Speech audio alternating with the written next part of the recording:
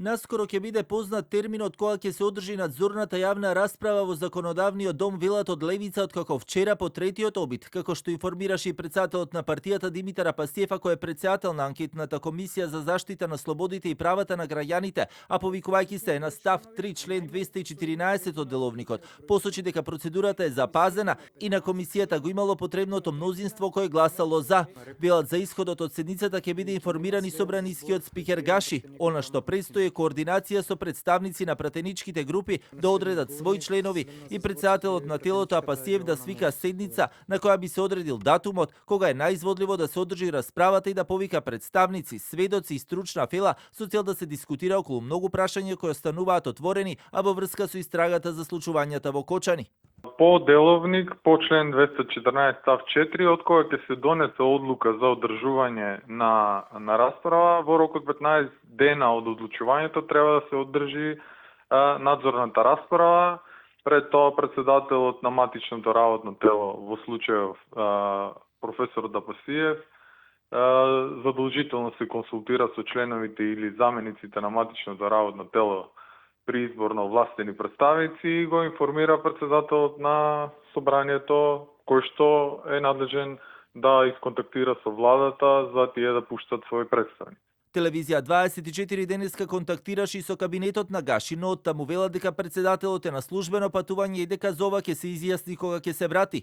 На вчерашната седница не присуствуваа пратеници од парламентарното мнозинство, што ја отвори дилемата дали процедурата деловнички е запазена откако реагираа и дел од опозицијските пратеници, иако сепак се изјаснија дека ќе гласаат поради потребата од надзорна расправа, но има забелешки за процедурата.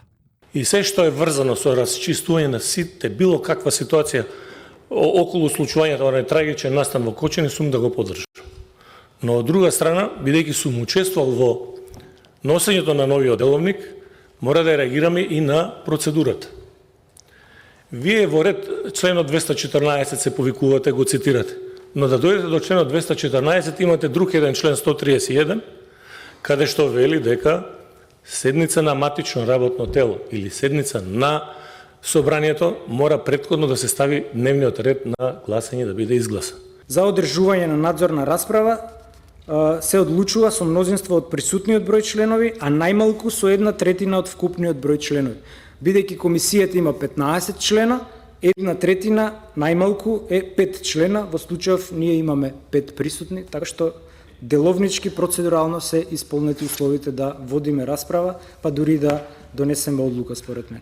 Денеска од партиското седиште пак ВМРО ДПМН прстот го впери кон опозицијската СДСМ дека се обидува да ја злоупотреби истрагата за партиски поени.